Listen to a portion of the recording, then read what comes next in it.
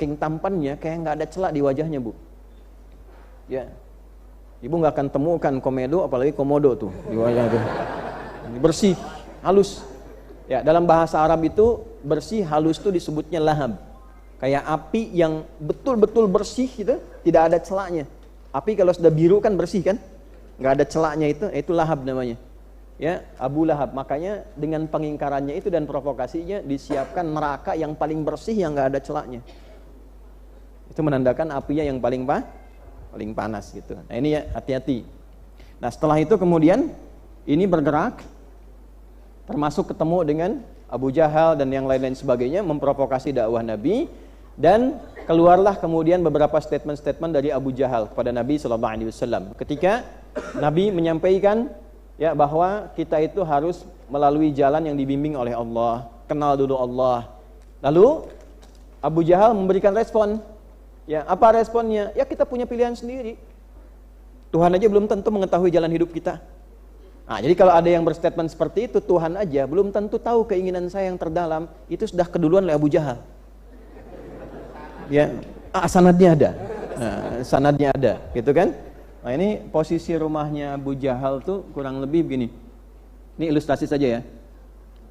Ini yang Zamzam Tower. Ini yang jalan kecil, sini ada Sofwa. Jalan ke sana besar, ini Istana Raja, Jabal Qubais. Nah, Jabal Qubais ini saya penting sampaikan, ini garis lurus, ini masjid, posisinya Masjidil Haram, panjang sini. Begitu kita belok sini, saya nggak akan sebutkan kipas angin, sudah saya pernah sampaikan dulu. Ini pintu 26, terus ini gate Nabi. Ya. Nah, di sini nanti Anda akan temukan semacam jembatan gitu ke sini. Ya, penyeberang dari ini kan jadi istana di sininya. Di atas bukit ini. Untuk tamu-tamu dan sebagainya. Nah, di sini ini ada tiang lampu tinggi nih, ada tiang lampu. Nih. Nah, ini kediaman Abu Jahal di sini. Ya. Kalau lurus dikit ke sini, masuk ke bawah ini Babus Salam. Kemudian terus ini Sofwa di sini ada Marwah. Di sini keluar, ya ada toilet kan sebelah sini. Nanti kediaman enggak, saya cerita sejarah, bukan. Nah, di sini nanti ada kehidupan Nabi dengan Sayyidah Khadijah. Di sini nanti ada rumah Nabi, tempat dilahirkan, di atasnya ada bukit. Yang ini kemudian disamarkan jadi perpustakaan. Di Anda bisa terilustrasikan kalau Nabi mengundang berarti ke sini gitu. Tempat hidupnya, di sini tempat lahirnya. Ya, undangannya ada di daerah sini, dekat Marwah, pintu Marwah di depan nih. Di kebayang ini Abu Jahal. Nah, Abu Jahal ini memprovokasi nanti ya kepada Nabi SAW ketika Nabi sedang berdakwah, artinya kan di area dekat Ka'bah. Kalau area dekat Ka'bah kan di sini. Ini langsung dari masuk sini, lewat sini ketemunya nanti Hijr Ismail, dimulai tawaf. Area dakwah Nabi kan di sini dengan seputaran arah sini, depan rumahnya Abu Bakar As-Siddiq yang sekarang ada Hotel Hilton yang lama di sini. Depannya toilet 1, yang toilet 2-nya di sini diwarnai warna hijau sebagai pertanda. Itu dulu parlemen Quraisy ada di situ. Yang di situ ada Abu Lahab, Abu Jahal dan Abu yang lainnya. Nah, di sini merumuskan banyak sekali persoalan putusan. Nah, dia keluar kata-kata itu. Ya. Ya kita semua punya pilihan. Tuhan aja nggak bisa mengetahui pilihan kita dan mengatur pilihan kita. Kita bebas loh gitu. Itu bahasa Abu Jahal pada masa itu. Maka turunlah respon diantaranya ayat ke-29 surat At-Takwir. Wa ma tasyauna illa ayyasha'allahu rabbul alamin. Tidak bisa engkau berkehendak selain ada kuasa Allah yang mengatur di dalamnya dan memberikan konsekuensi dari pilihan-pilihan kehidupan yang engkau telah tetapkan. Karena dia yang mengatur, jangankan dirimu, semesta pun dia atur. Jelas di sini? Jadi lokasinya bisa kita pahami, peristiwanya bisa kita pahami. Yang kedua, ini saya antarkan dulu sehingga nanti saat baca mengerti, oh kenapa surahnya turun, di mana tempat turunnya, ada kejadian apa saat turun, dan bagaimana keadaan masyarakat, landscape-nya dalam bahasa gaul sekarang, bagaimana keadaan masyarakat saat itu sampai-sampai turun ayat ini untuk menyadarkan. Turun surat ini untuk membimbing. Jelas? Jelas? Belum saya jelaskan. Kita jelaskan dulu baru jelas. 1.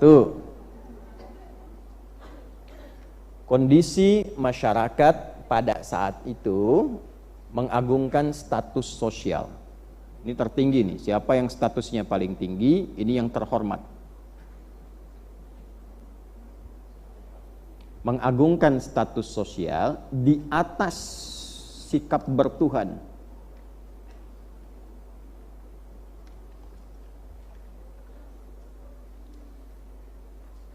Ya.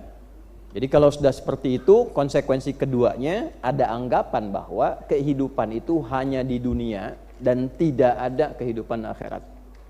Dua, inti kehidupan itu hanya di mana?